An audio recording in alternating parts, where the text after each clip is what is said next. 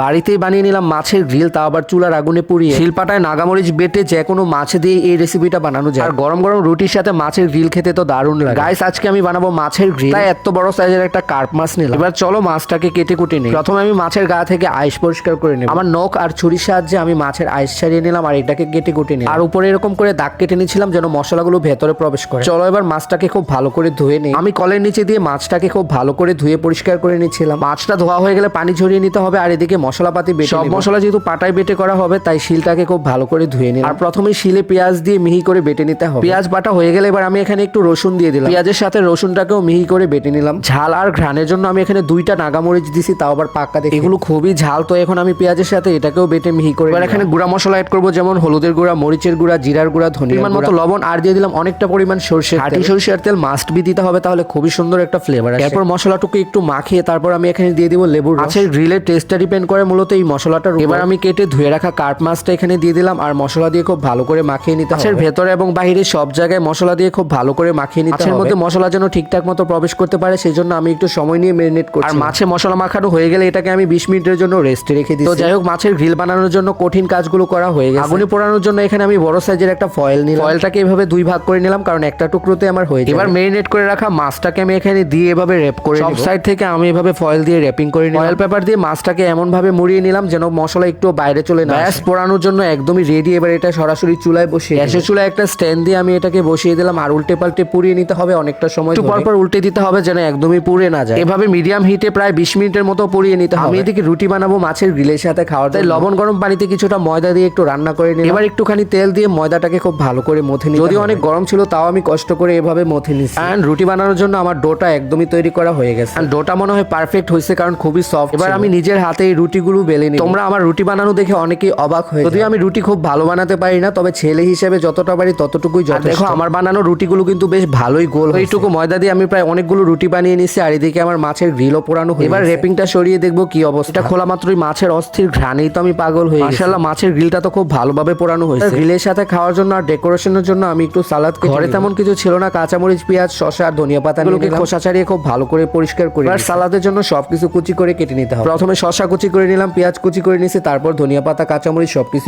একটু সালাদ দিয়ে মাছের গ্রিলটাকে একটু সাজিয়ে নিই।